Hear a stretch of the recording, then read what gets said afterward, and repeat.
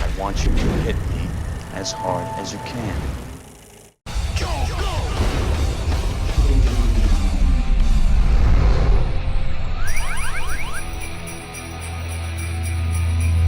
Well, the air is starting to get chilly, the store shelves are all stocked with eggnog, and the streets are all lit up in red and green. That can only mean that the Christmas season has arrived once again. And here at Awfully Good Movies, I get so giddy with the spirit of kindness and generosity that even watching the very worst of Christmas movies isn't enough to dampen my good cheer. But I still love to get reacquainted with all the good Christmas movies as well, and one of the most enduring holiday favorites has got to be Home Alone. Yes, when John Hughes wrote and produced this comedic tale of a mischievous boy accidentally left behind by his family on Christmas vacation, it was one of his biggest achievements, becoming the highest grossing film of the year and making Macaulay Culkin the biggest child star of the 90s. So of course Hughes had to reteam with Culkin and director Chris Columbus for a sequel 2 years later. And even though Lost in New York was basically just a bigger budget remake of the first movie, audiences loved it all the same. But Hughes was the only guy to come back for Home Alone 3, and with Macaulay Culkin being replaced by the Liar Liar Kid, that sequel flopped right out of the gate. And yet 20th Century Fox was not content to just let this franchise die, which leads us to today's subject, Home Alone 4.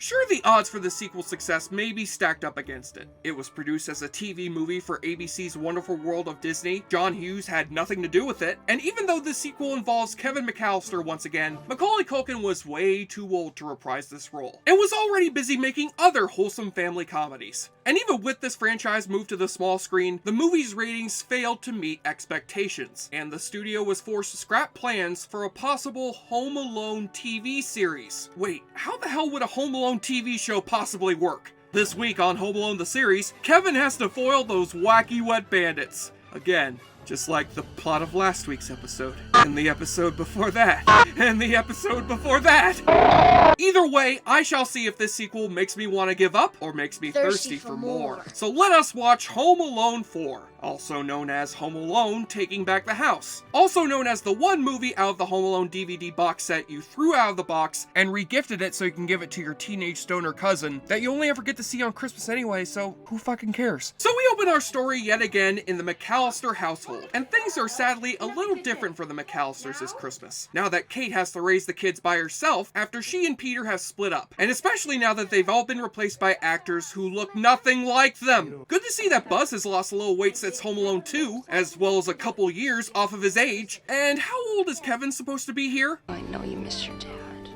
And he loves me very much. Did he tell you that? I'm 9 years old. Watch a lot of TV. I'm sorry, he's 9? I'm 8 years old. I'm 10 years old. I'm 9 years old. So either this movie takes place between the first two movies, or perhaps the director of Teen Wolf has stopped caring about living up to his usual standard of cinematic quality. Anywho, Peter decides to drop by the house for a visit with his kids, and is now played by Jason Beckey, who you may know as Sergeant Hank Voight on Chicago PD, but who I know as the dude who fought a killer monkey in George A. Romero's Monkey Shines. Because this actor obviously makes you think kindly father figure. Peter invites the kids to spend Christmas with him instead of Kate at the swanky mansion he now lives in with his new fiancée, Natalie, played by Alyssa Milano. But the kids turn down his invitation. However, Kevin is sick of getting picked on by his older brother and sister, even though they don't look older. So he packs up his things and takes a cab to his dad's house. But not before he and his mom recreate a scene from the first movie. Because that's how sequel! I wish I didn't have a brother or a sister. I don't want to see you again for the rest of my whole life. Well, you don't mean that. I hope you don't mean that. I wish I was an only child. I hope I never see any of you jerks again. Hey, this is an awful lot like that comedy that John Hughes wrote back in the 90s, where some bumbling burglars are foiled by a cute child or animal. I think it was called Career Opportunities. Kevin arrives to find out his dad now lives in a voice-activated smart house, complete with 2 butlers to serve at the boy's pleasure. Oh, wait a sec, when did this go from a Home Alone sequel to a Richie Rich sequel? We've already got a shitty Christmas sequel to that movie, guys. We don't need 2 of them. But while Kevin is having the time of his life in this house, little does he know that he's once again being pursued by the Wet Bandits. Or at least one of the Wet Bandits. Harry, played this time by French Stewart. Nice house, huh, Pumpkin? Sure is, Marv. No, that's clearly supposed to be Harry, not Marv. He's wearing the same hat as Joe Pesci did, who played Harry. Look where Harry's plans kept landing me, huh? In jail. You've got to be shitting me. You clearly mixed up the two villains' names, and you didn't even bother to fix it? Well, now we know why Daniel Stern turned down this movie and thought it was, quote, an insult and total garbage, because they couldn't even get his character's name right! And you were in A Christmas Story too, Daniel Stern, so you shut up! And this time, Marv has given up robbery and taken up kidnapping instead, with the help of his new wife, Vera, played by ubiquitous character actress Missy Pyle, who is apparently trying out for her Harley Quinn audition in this movie. If the prince don't arrive till tomorrow, why are we going in there now? Me, why don't you get in the bag? From now on, I am my own boss. You see, Peter's fiancée has invited over for Christmas the royal family of the prime king minister of, I don't fucking know. And Marv wants to nab the family's son to collect a ransom. What do you think, Vera? We're just gonna go in there tomorrow and start grabbing kids? Everybody get in the van! But then Marv finds out that little rascal Kevin McAllister is once again trying to foil the evil scheme. You! Hello, Marv. Hello, oh wait, that's a different cast member from Third Rock from the Sun. My apologies. And after Marv and Vera flee the premises, Kevin is left alone to be blamed by his dad for trashing the house. I told you the burglars broke into the house. Kevin, you know I can forgive just about anything but lying. Oh, right. So you wouldn't get mad if... Slime. You filth. I'm gonna rip your fucking eyes out. I'm gonna tear you open and chew out your fucking heart. Yeah, that's not actually what happens, because that would be entertaining. And this movie is a black hole where entertainment goes to die. It's one thing for you to be an unnecessary sequel to a classic movie, but it's another thing for you to be this goddamn lazy with it. Have you guys noticed the lack of snow on the ground in this Christmas movie set in Chicago? Do you think we'll have a white Christmas? Highly unlikely, given the recent unseasonable temperatures. Yeah, that's because this movie pulled a Dave Chappelle and moved to South Africa. And how about that outline of the camera lens? Looking good, camera lens outline! It just helps underscore how much this sequel is a sad, cheap echo of its predecessors. Right down to the cast. Not only is this kid playing Kevin McAllister not fucking blonde, but where Macaulay Culkin was a smart kid who acted older than his age, Michael Weinberg is an obnoxious brat who seems more suitable for a McDonald's Happy Meal commercial. And as much as I love French Stewart on Third Rock from the Sun and Missy Pyle on pretty much everything she's in, they've got less than nothing to work with here, as the two of them either perform back and forth routines that Abbott and Costello would call lame, Give me such a headache. Give me a headache. You're giving me a You're headache. giving me a You are giving me a headache. or they have to cover up the lack of jokes with cringingly awkward silences. Vera, honey, little help? Oh, yeah, baby, that'd be great. I sure could use it.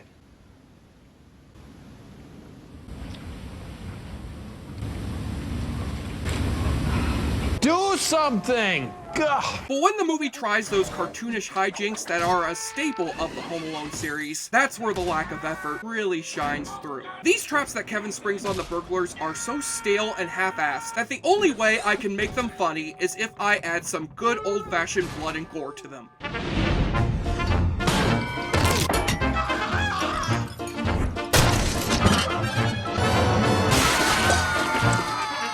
Locked in this house with you, Marv. You're locked in here with me! The closest thing this movie has to a saving grace is the male butler character, Mr. Prescott, played by another prolific character actor, Eric Avari, who plays a part that is crucial in all of the Home Alone movies. The evil-looking elderly person who Kevin is scared of when he first sees them, but soon finds out they're actually really nice people. For example, see Old Man Marley from Home Alone 1, the Pigeon Lady from Home Alone 2, or whoever that mean old lady was from Home Alone 3. He is the only actor in this movie who plays somebody resembling a human being, while the rest of the characters are one-dimensional objects that are only here to set up cheap slapstick, with all of the heart and passion from the previous movies nowhere to be found. When it comes to sequels that are made for television or direct-to-video, simply to make a buck off the name of a classic movie, Home Alone 4 is the bare minimum, and if you have any hopes of having a Merry Christmas this year, you will avoid it at all costs. Yes!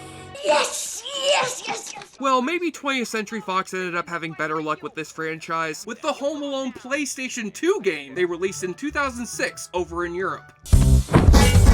Now, No, of course they didn't. Hey, 20th Century Fox, look what you did to this franchise, you little jerks! Hey, Fuller, go easy on the Pepsi, because you need to have something to drink for this holly jolly installment of the awfully good drinking game. Take a shot or drink every time someone commands the smart house to do something. Fire out. Alarm off. Door open. Vacuum on.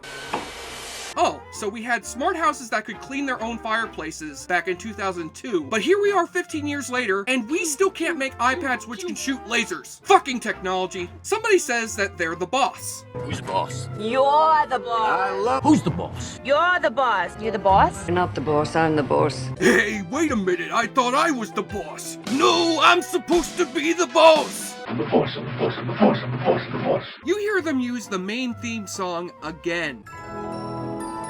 Kevin! Music on. What, you couldn't bring back John Williams for this made-for-TV sequel? That asshole could have fitted in between Star Wars Episode 2, Minority Report, Catch Me If You Can, and Harry Potter and the Chamber of Secrets. Goddamn slacker. And take a double shot when you see what is shockingly the only dick joke in this entire movie. Dick joke, this is ground control. You are cleared for launch.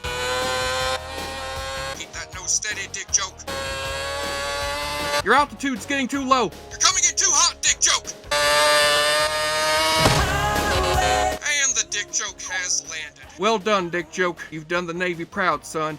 Then take another double shot when the prince they want to kidnap finally arrives in the movie. Can we go to Wrigley Field and the aquarium? Do you have any kids? Holy hell, are you serious with that dubbed voice right now? Hey, filmmakers, when your child actor is not giving you a satisfactory performance, please don't dub him into sounding like one of the Village of the Damned, okay? Thanks. That sounds cool. And on the nudity watch, there's pretty much nothing in this family TV movie, except for the cleavage on Peter's fiancée. By the way, the romantic scenes between these two are a tad creepy to watch now, because on the same day I watched this movie, it was revealed on the news that the guy playing Peter's dad is one of Hollywood's many secret sex perverts. And I am shocked, because I've never known this franchise to be associated with any sexual deviance of any kind. Donald Trump. On the enjoyableness continuum scale from Bull to Bruce, Home Alone 4, Taking Back the House, is the worst sequel to a Chris Columbus movie since Rent 2, Hawaiian Vadescation. And I am gonna give it the count of 1 out of 10 to get its ugly, yellow, no good keister off my TV screen before I pump its guts full of lead. 1 out of 10! Keep the change, you filthy animal. I'm Jesse Shea for JoBlo.com, and stay tuned next time for my other Christmas review, where I will review the 5th Home Alone, The Holiday Heist, which was also made for TV, and doesn't even involve the McAllister family in any way, and it's from the director of Zoom, Academy for Superhero. Yeah, I'm not gonna review that shit.